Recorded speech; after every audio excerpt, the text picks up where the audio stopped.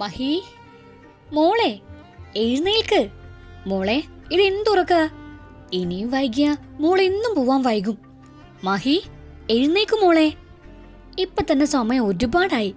അച്ഛന്റെ മഹിമോളല്ലേ, വേഗം എഴുന്നേറ്റ് വന്നേ, ഇല്ലെങ്കി അച്ഛൻ പിണങ്ങുവേ. മഹി, മോളെ. ദാ വരുന്നച്ചാ. ഞാൻ അച്ഛനൊന്ന് കളിപ്പിക്കാൻ വേണ്ടി കിടന്നതാ. അതും പറഞ്ഞ് കണ്ണു തുറന്നപ്പോ അച്ഛനെ കണ്ടില്ല. കണ്ടത് സ്വപ്നാണെന്ന് അപ്പം മനസ്സിലായി. ഇപ്പോ എനിക്കിതൊരു ശീലമാണ്. അച്ഛൻ മരിച്ചതിനു ശേഷം ഇപ്പോ അച്ഛന് സ്വപ്നം കാണുന്ന ദിവസങ്ങള് വളരെ ചുരുക്കമാ. ചേച്ചി, ഇത് എന്തിരിപ്പാ? ഇന്ന് കടയിൽ പോകുന്നില്ലേ? ഇപ്പൊ തന്നെ സമയം വൈകി, വേഗം പോവാൻ നോക്ക്. അപ്പു പറഞ്ഞപ്പോ വേഗം തന്നെ എഴുന്നേറ്റ് റെഡിയായി. അമ്മേ, ഞാൻ പോവാ, മരുന്ന് കഴിക്കാൻ മറക്കരുത്. നീ ഇന്നും വൈകി അല്ലേ മോളെ? വേഗം പോവാൻ നോക്ക്. അപ്പൂനെ അമ്മ പറഞ്ഞു വിട്ടോളാം, മോള് പൊക്കോ.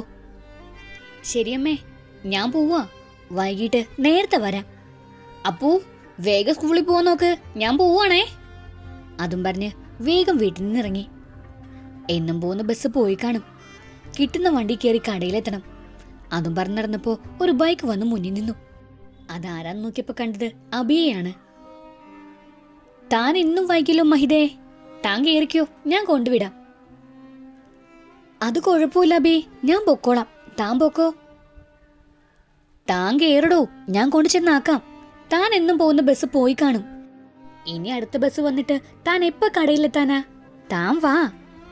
പിന്നെ വേറൊന്നും ചിന്തിച്ചില്ല, അബിയുടെ കൂടെ കയറി. മഹി, ഞാൻ പറഞ്ഞതിനെ പറ്റി താനൊന്നും പറഞ്ഞില്ലല്ലോ. താൻ എന്തു തീരുമാനിച്ചു? അബി, ഞാൻ അപ്പൊ തന്നെ പറഞ്ഞില്ലേ, ഞാനിപ്പോ അങ്ങനൊന്നിനെ കുറിച്ച് ചിന്തിക്കുന്നില്ല. എനിക്കിപ്പോ എന്റെ കുടുംബത്തെ കുറിച്ച് മാത്രമേ ചിന്തയുള്ളൂ. താനിനി അതേക്കുറിച്ചൊന്നും ചോദിക്കരുത്. മഹിത, അത് എടോ, ഞാൻ തന്നോടത് സീരിയസ് ആയിട്ട് തന്നെ പറഞ്ഞതാ, അല്ലാതെ തന്നെ കളിപ്പിക്കാൻ വേണ്ടി ഒന്നും അല്ല. തന്നെ എനിക്ക് ഒത്തിരി നാളായിട്ട് അറിയാം. തൻ്റെ അച്ഛൻ മരിച്ചപ്പോഴും താൻ എന്നോട് ജോലി ആവശ്യമുണ്ടെന്ന് പറഞ്ഞപ്പോഴൊക്കെ ഞാൻ നിന്റെ കൂടെ നിന്നത് എനിക്ക് തന്നോട് ഒരു ഇഷ്ടമുള്ളത് കൊണ്ടായിരുന്നു. അന്നത് പറഞ്ഞ ശരിയല്ല എന്ന് തോന്നിയത് കൊണ്ടാ എനിക്ക് തന്നോട് പറയാൻ 1 വർഷം വേണ്ടി വന്നത്. പക്ഷേ ഞാനത് പറഞ്ഞിട്ടും താൻ അതേപറ്റി ഒന്നും ചിന്തിക്കുന്ന പോലും ഇല്ലല്ലോ. അബി, താൻ പറഞ്ഞെല്ലാം ശരിയായിരിക്കാം.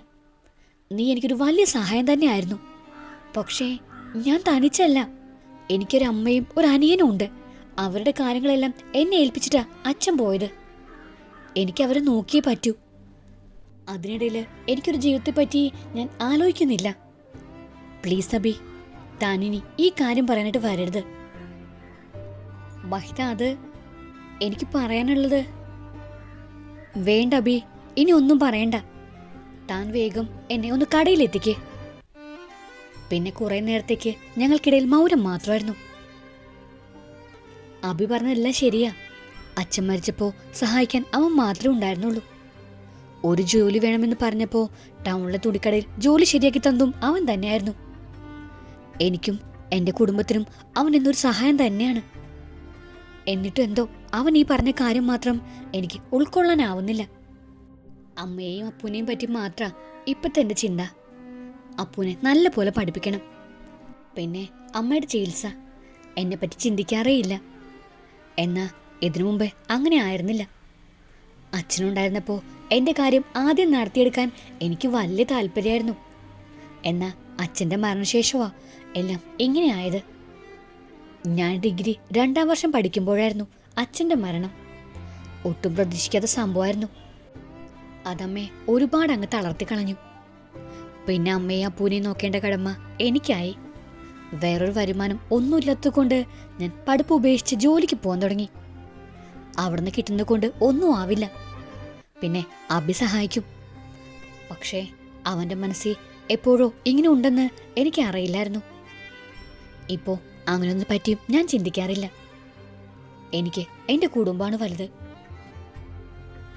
മഹിത, താൻ ഇറങ്ങുന്നില്ലേ? കടയെത്തി. അബി വിളിച്ചപ്പോഴാ ഞാൻ ചിന്തയിൽ നിന്നുണർന്നത്. ഞാൻ ഇറങ്ങിയതും ഒന്നും പറയാതെ അബി പോയി. ഒരു പക്ഷേ ഞാൻ അങ്ങനെ പറഞ്ഞതുകൊണ്ടാവും. ഞാൻ വേഗം കടയിലേക്ക് കയറി. മുതലാളിയെ കണ്ടതും എന്തു പറയുന്നറിയാതെ നിന്നപ്പോ കയറിപ്പോന്നുള്ള കൈകൊണ്ട് കാണിച്ചു. ആദ്യമൊക്കെ ഇങ്ങനെ വൈകി വന്നപ്പോ നല്ല ചീത്ത പറയുമായിരുന്നു. പിന്നീട് എന്റെ കാര്യങ്ങളൊക്കെ അറിഞ്ഞപ്പോ പിന്നെ വൈകി വന്നാലും ഒന്നും പറയാതെയായി. മഹിമോളെ, വിളി കേട്ട് നോക്കിയപ്പോ ഉസ്മാനിക്കയാണ്. അച്ഛൻ്റെ വലിയ കൂട്ടുകാരനായിരുന്നു. അബിയെ പോലെ തന്നെ ഉസ്മാനിക്കായും എനിക്ക് വലിയൊരു സഹായമാണ്. ആ, ആരുടെ ഉസ്മാനിക്കായോ? വാ, കുറച്ച് ദിവസമായല്ലോ കണ്ടിട്ട്. എവിടെയായിരുന്നു? അത് മോളെ, എന്നൊരു കാര്യം പറഞ്ഞു ഏൽപ്പിച്ചില്ലായിരുന്നു. അത് ശരിയാക്കാൻ പോയതാ. ഏതാണ്ട് ശരിയായിട്ടുണ്ട്. ഞാൻ 2 ദിവസം കഴിഞ്ഞിട്ട് പറയാം. അപ്പോഴേക്കും എല്ലാം ശരിയാവും. ശരി ഉസ്മാനിക്ക, നബി സാത്താനെയും ഐശ്വര്യം ഞാൻ തിരക്കിയെന്ന് പറഞ്ഞേക്കണേ. ശരി മോളെ, ഞാൻ പറഞ്ഞേക്കാം. എന്തായാലും മോളോട്ടൊരു ജോലി നടക്കട്ടെ, ഞാൻ പോയേക്കുവാ. അതും പറഞ്ഞ് ഉസ്മാനിക്ക പോയി. ഇവിടെ നിന്ന് കിട്ടുന്നത് കൊണ്ട് ഒന്നും ആവൂല. അപ്പൂൻ്റെ ഫീസ്, അമ്മയുടെ മരുന്ന് എല്ലാം കഴിഞ്ഞാലും വീട്ടിലെ ചിലവിന് ഒന്നും ഉണ്ടാവില്ല. അതുകൊണ്ട് ശമ്പളം കൂടുതൽ കിട്ടുന്നൊരു ജോലി നോക്കാൻ ഉസ്മാനിക്കായോട് പറഞ്ഞായിരുന്നു. അതിനു പുറമെ വീട് പണിയാനായിട്ട് അച്ഛൻ ബാങ്കിൽ നിന്നും ലോൺ എടുത്തിരുന്നു. 4 മാസമായി അതിന്റെ അടവ് മുടങ്ങിയിട്ട്. അതും മുടങ്ങിക്കിടക്കുക.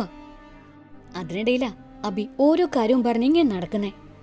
അവനും അറിയാവുന്നല്ലേ വീട്ടിലെ കാര്യങ്ങളൊക്കെ. പിന്നെ എന്താ അവനിങ്ങനെ? ഫോണെടുത്ത് അബിയെ വിളിച്ചു. ബെല്ലടിക്കുന്നുണ്ട്. അവൻ ഫോൺ എടുക്കുന്നില്ല. പിന്നെയും വിളിച്ചു. അപ്പോൾ സ്വിച്ച് ഓഫ് എന്ന് പറഞ്ഞു. എന്നുള്ള ദേഷ്യം കൊണ്ടാണെന്ന് മനസ്സിലായി. വൈകിട്ട് നേരത്തെ ഇറങ്ങി. അമ്മയ്ക്കുള്ള മരുന്ന് വാങ്ങി, വീട്ടിലേക്ക് കുറച്ച് സാധനങ്ങൾ വാങ്ങി വീട്ടിലേക്ക് ചെന്നു. ഞാൻ വരുന്നതും കാത്ത് അപ്പു ഉമ്മർത്ത് തന്നെ ഉണ്ടായിരുന്നു. എന്നെ കണ്ടതും ഓടി വന്ന് ബാഗ് തപ്പി. ചേച്ചി, ഇന്നും ചേച്ചി ഞാൻ പറഞ്ഞ സാധനം വാങ്ങിയില്ല അല്ലേ? അയ്യോ അപ്പൂ, ഞാനത് മറന്നു പോയടാ. ചേച്ചി നാളെ വാങ്ങിത്തരാം. വേണ്ട ചേച്ചി, ഒന്നും പറയണ്ട. ഇത് തന്നെയല്ലേ ചേച്ചി ഇന്നലെയും പറഞ്ഞേ. ഞാൻ ഇനി മിണ്ടില്ല. അയ്യോ അപ്പു, പിണങ്ങല്ലേ. ചേച്ചിയുടെ അപ്പുക്കുട്ടനല്ലേ. വേണ്ട ചേച്ചി, ഒന്നും പറയണ്ട. ഞാൻ ഇനി മിണ്ടത്തില്ല. അപ്പൂ, ദേ നോക്കിയേ, ഇതല്ലേ നിന്നോട് വാങ്ങാൻ പറഞ്ഞേ. ചേച്ചി മറന്നിട്ടില്ല കേട്ടോ. അപ്പു വേഗം തന്നെ കയ്യിലുണ്ടായിരുന്ന ചോക്ലേറ്റ് തട്ടിപ്പറിച്ചു. എന്റെ ചേച്ചിക്കുട്ടി നല്ലതാ എന്നും പറഞ്ഞ് കവിളൊരു നുള്ളും തന്ന് അകത്തേക്ക് പോയി. ഞാൻ അകത്തേക്ക് കയറി സാധനങ്ങളെല്ലാം എടുത്തു വെച്ച് ഒന്ന് കുളിച്ചു വന്നു. എന്നിട്ട് ഒന്നുകൂടി അബിയെ വിളിച്ചു. അപ്പോഴും സ്വിച്ച് ഓഫ് തന്നെയാ. അവന് എന്നോട് ദേഷ്യം മാറിയിട്ടില്ല എന്നെനിക്ക് മനസ്സിലായി. ഫോൺ അവിടെ വെച്ച് അമ്മയുടെ അടുത്തേക്ക് പോയി കുറച്ചു നേരം അമ്മയുടെ മടി തലവെച്ച് കിടന്ന എൻ്റെ എല്ലാ വിഷമങ്ങളും തീരും. അമ്മയുടെ അടുത്ത് പോയി ഓരോന്ന് പറഞ്ഞിരുന്നു. മോൾ അബിയോട് അങ്ങനെ പറയണ്ടായിരുന്നു. അബിക്കത് വിഷമായി കാണും. അവനൊന്നും മോളെ സഹായിച്ചിട്ടല്ലേ ഉള്ളൂ. നമ്മൾ അതുകൂടി നോക്കണം മോളെ. അമ്മ, ഞാൻ പലതവണ പറഞ്ഞതല്ലേ, അത് ശരിയാവില്ല. അമ്മ വെറുതെ അത് ഓർത്ത് ടെൻഷൻ ആവണ്ട. അമ്മയോട് അങ്ങനെയൊക്കെ പറഞ്ഞപ്പോഴും അബിയെ പറ്റിയായിരുന്നു എന്റെ ചിന്ത മുഴുവൻ. അവൻ എന്ത് ഇങ്ങനെ? പലവട്ടം ഞാൻ പറഞ്ഞതല്ലേ. പിന്നെന്താ അവനൊന്നും മനസ്സിലാവാത്തെ? ഞാൻ ഒരിക്കൽ പോലും അവൻ അങ്ങനെ കണ്ടിട്ടില്ല. അവനെന്റെ നല്ല സുഹൃത്ത് മാത്രമാ. അതവൻ മനസ്സിലാകുന്നുമില്ല. നാളെ എന്തായാലും അവനെ കാണണം. ഇതിന് ഒരു തീരുമാനം ഉണ്ടാക്കണം. അല്ലാതെ ഇത് മുന്നോട്ട് പോയാൽ ശരിയാവില്ല. എന്തായാലും നാളെ ആവട്ടെ, അവനെ കാണണം. ഞാൻ ഫോണെടുത്ത് സച്ചിയെ വിളിച്ചു. അബിയുടെ അനിയനാ സച്ചി. ഹലോ, സച്ചിയല്ലേ? ഞാൻ മഹിതയാണ്. എനിക്ക് മനസ്സിലായി ചേച്ചി. എന്താ വിളിച്ചേ? സച്ചി മോനെ, അവിടെ അബിയുണ്ടോ? ഇല്ല ചേച്ചി, ഏട്ടൻ വന്നിട്ടില്ലല്ലോ. സച്ചി, അബി വരുമ്പോ നാളെ എനിക്ക് അവനൊന്ന് കാണണമെന്ന് പറഞ്ഞേക്ക്. രാവിലെ അമ്പലത്തിനവിടെ വരാൻ പറഞ്ഞാൽ മതി. അവന്റെ ഫോൺ ഓഫാ. ശരി ചേച്ചി, ഞാൻ പറഞ്ഞേക്കാം. എന്തായാലും നാളെ തന്നെ എല്ലാം ശരിയാക്കണം. അബിയെ കാണണം. അതും മനസ്സിലുറപ്പിച്ച് ഞാൻ ഉറങ്ങാൻ കിടന്നു. രാവിലെ കുളിച്ച് റെഡിയായി അമ്പലത്തിലേക്ക് പോയി. ദേവിയുടെ മുന്നിൽ നിന്ന് പ്രാർത്ഥിക്കുമ്പോൾ മനസ്സിൽ ഒരു ഉറച്ച തീരുമാനം ഉണ്ടായിരുന്നു. കണ്ണടച്ചെന്ന് പ്രാർത്ഥിച്ച് തിരിഞ്ഞതും എന്തൊന്നിലിടിച്ച് ഞാൻ താഴേക്ക് വീണു. നിലത്തുനിന്ന് എഴുന്നേറ്റപ്പോഴാ ആരോ എന്നെ ഇടിച്ചു വീട്ടിയെന്ന് എനിക്ക് മനസ്സിലായത്. ഞാൻ എഴുന്നേറ്റതും, നിനക്കെന്താടി കണ്ണ് കണ്ടൂടെ? നോക്കി നടക്കാൻ മേലേ? നീ അമ്പലത്തിൽ വരുന്നവരെ ഇടിച്ചിടാൻ വേണ്ടി വന്നാണോ? അയാളെ കണ്ടപ്പോഴേ ഉള്ള ദേഷ്യം പോയി. കാണാൻ നല്ല ഭംഗിയുണ്ട്. ഒരു 25 വയസ്സ് കാണും. നീളം മുടി, നെറ്റിയിൽ അലസമായി പാറിക്കിടക്കുന്ന മുടി ആ മുഖത്തിന് കൂടുതൽ ഭംഗിയുണ്ടായിരുന്നു. ആവശ്യത്തിന് പൊക്കം, അതിനൊത്ത ശരീരവും. കാണുന്ന മാത്രയിൽ തന്നെ ആർക്കും ഇഷ്ടാവും. നീ എന്താ സ്വപ്നം കാണുവാണോ? പിന്നെ എങ്ങനെ വീഴാതിരിക്കുക? ഡീ, നീ ഇത് ഏത് ലോകത്താ? അയാളുടെ വിളി കേട്ടാ ഞാൻ ചിന്തയിൽ നിന്ന് ഉണർന്നത്. അയാൾ വായി തോന്നൊക്കെ പറയുന്നുണ്ടായിരുന്നു. പിന്നെ ഞാനും വിട്ടുകൊടുക്കാൻ പോയില്ല. താനല്ലേ എന്നെ ഇങ്ങോട്ടേക്ക് വന്ന് ഇടിച്ചു വീഴ്ത്തിയേ? തന്റെ കണ്ണന്റെ ആകാശത്തായിരുന്നോ? തനിക്ക് നോക്കി നടക്കാൻ മേലായിരുന്നോ? പിന്നെ ഓരോന്ന് പറഞ്ഞ് ഞങ്ങൾ തമ്മിൽ വഴക്കായി. പിന്നെ ചീത്ത പറഞ്ഞപ്പോ ഞാൻ തിരിച്ച് അയാളെ ഓരോന്ന് പറഞ്ഞു. മഹി, എന്താ പ്രശ്നം? നീ എന്തിനാ അയാളായിട്ട് വഴക്കുണ്ടാക്കുന്നേ? ശബ്ദം കേട്ട് തിരിഞ്ഞു നോക്കിയപ്പോ അബിയാണ്. അതബി, ദേ ഇയാൾ എന്നെ ഇടിച്ച് താഴെയിട്ടു. എന്നിട്ട് ഒരാവശ്യമില്ലാതെ ഇയാൾ എന്നെ വഴക്ക് പറയുവാ. ഇയാളുടെ സംസാരം കേട്ടാ തോന്നും ഞാൻ അയാളെ മറച്ചിട്ടേന്ന്. ഇയാളോട് രണ്ട് നല്ലത് പറയാതെ വിട്ടാ ശരിയാവില്ല. അത് വിട്ടേക്കും മഹി, താൻ ഇങ്ങോട്ടേക്ക് വന്നേ, എനിക്ക് പോയിട്ട് തിരക്കുണ്ട്. അബി അത് പറഞ്ഞപ്പോ പിന്നെ ഒന്നും പറയാതെ ഞാൻ അബിയോടൊപ്പം അവിടെ നിന്ന് പോന്നു. എന്താ മഹി, എന്താ നീ എന്നെ കാണണമെന്ന് പറഞ്ഞേ? എന്താ ഇത്ര അത്യാവശ്യം? അതബി, ഞാൻ എന്നെന്ന് വെച്ച് വേഗം പറ മഹി, എനിക്ക് പോയിട്ട് അല്പം തിരക്കുണ്ട്. പിന്നെ ഒന്നും ആലോചിച്ചില്ല. ദേവിയെ മനസ്സിൽ വിചാരിച്ചിട്ട് അവനോട് പറയാൻ തുടങ്ങി. അബി, നിനക്ക് നന്നായിട്ടറിയാം ഞാനിപ്പോ എന്താ പറയാൻ വരുന്നെന്ന്. നിനക്കിപ്പോഴും എന്നോട് ദേഷ്യമാണെന്ന് എനിക്കറിയാം. അതുകൊണ്ടാണല്ലോ ഞാൻ വിളിച്ചപ്പോൾ ഫോണ് ഓഫാക്കിയത്. നിനക്കിപ്പോഴും ദേഷ്യമാണെന്ന് എനിക്കറിയാം. പക്ഷെ അബി, ഒരു കാര്യം മനസ്സിലാക്കണേ, നീ എത്ര ദേഷ്യപ്പെട്ടാലും എന്തൊക്കെ തന്നെ കാണിച്ചാലും എൻ്റെ തീരുമാനത്തിന് ഒരു മാറ്റവും ഉണ്ടാവില്ല. അത് തീർച്ചപ്പെടുത്തിയ കാര്യമാ. നീ എന്നെ കാണണമെന്ന് പറഞ്ഞപ്പോൾ ചെറുതായിട്ടെങ്കിലും എനിക്കൊരു പ്രതീക്ഷ ഉണ്ടായിരുന്നു. നിന്റെ തീരുമാനം മാറും എന്ന് ഞാൻ കരുതി. പക്ഷേ അതങ്ങനെയൊന്നും മാറില്ല എന്നെനിക്കിപ്പോൾ മനസ്സിലായി. ഞാനിനി എത്രയൊക്കെ പറഞ്ഞ് മനസ്സിലാക്കാൻ ശ്രമിച്ചാലും നീ അതൊന്നും ഉൾക്കൊള്ളാൻ തയ്യാറാവില്ല. അതുകൊണ്ട് ഞാൻ ഇനി നിന്നെ ശല്യപ്പെടുത്താൻ ഒരിക്കലും ഞാൻ വരില്ല. അബി, നീ പറഞ്ഞതൊക്കെ നിനക്ക് ശരിയാ, എനിക്കതൊന്നും മനസ്സിലാവാഞ്ഞിട്ടും അല്ല. പക്ഷേ നീ എൻ്റെ ഭാഗത്തുനിന്ന് ചിന്തിച്ചു നോക്ക്. എനിക്ക് എൻ്റെ അനിയനെ പഠിപ്പിച്ച് നല്ല രീതിയിൽ എത്തിക്കണം. അച്ഛൻ്റെ കടം വീട്ടണം. എനിക്ക് എന്നൊരു ജീവിതം ഞാനിപ്പോൾ ആഗ്രഹിക്കുന്നില്ല. എൻ്റെ ഇപ്പോഴത്തെ ജീവിതം എൻ്റെ കുടുംബത്തിന് വേണ്ടിയിട്ടാ. അവരെ കഴിഞ്ഞ് ഞാൻ എനിക്കായിട്ട് എന്തെങ്കിലും ചിന്തിക്കൂ. നീ എനിക്കായിട്ട് നിന്റെ ജീവിതം പാഴാക്കരുത്. നിനക്ക് നല്ലൊരു ജീവിതം കാത്തിരിപ്പുണ്ട്. ഇപ്പം നിനക്ക് ഞാനിത് പറ്റില്ല എന്നൊക്കെ തോന്നും. പക്ഷേ അതൊക്കെ മാറും. നിനക്ക് നാളെ നല്ലൊരു ലൈഫ് ഉണ്ടാകുമ്പോൾ നിനക്ക് ഞാനിപ്പോൾ പറഞ്ഞതൊക്കെ ശരിയാണെന്ന് മനസ്സിലാവും. ഞാനിപ്പോൾ പറഞ്ഞത് നിനക്ക് നല്ലതിന് വേണ്ടിയിട്ടാ. നീ ഒന്ന് മനസ്സിലാക്കണം. ശരി മഹി, നീ ഇത്രയും പറഞ്ഞിട്ട് ഞാൻ അതനുസരിച്ചില്ല എന്ന് പറയണ്ട. നിനക്ക് വേണ്ടി ഞാൻ ഇത് ഉൾക്കൊള്ളാൻ തയ്യാറാ. പക്ഷേ അതിലൊരു നിബന്ധനയുണ്ട്. നീ അത് സമ്മതിക്കണം. എന്ത് നിബന്ധന?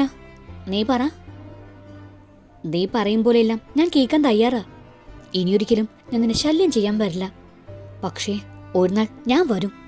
അന്നും എൻ്റെ മനസ്സ് നിന്നോടുള്ള എൻ്റെ ഈ സ്നേഹത്തിന് ഒരു മാറ്റവും ഇല്ലെങ്കിൽ നീ അത് അംഗീകരിക്കാൻ തയ്യാറാവണം. നീ എൻ്റെ പെണ്ണായി എൻ്റെ കൂടെ ജീവിക്കണം. എന്താ, നിനക്കത് സമ്മതമാണോ? അബി അങ്ങനെയൊക്കെ പറഞ്ഞപ്പോൾ എനിക്ക് എന്ത് പറയണം എന്നറിയാതായി. അവന് അതിനൊരു മറുപടി കൊടുത്തേ പറ്റൂ. പക്ഷേ ഞാൻ എങ്ങനെ സമ്മതിക്കും? നീ എന്തൊന്നും പറയാത്തേ? അബി, അത് ഞാൻ ശരി, നീ പറഞ്ഞ് ഞാൻ സമ്മതിക്കാം. പക്ഷേ അങ്ങനെ ദിവസം ഉണ്ടാവില്ല എന്നെനിക്ക് ഉറപ്പാ. ഒരു പക്ഷേ നീ വന്നാലും അന്ന് നിന്റെ മനസ്സിൽ ഞാൻ ഉണ്ടാവില്ല.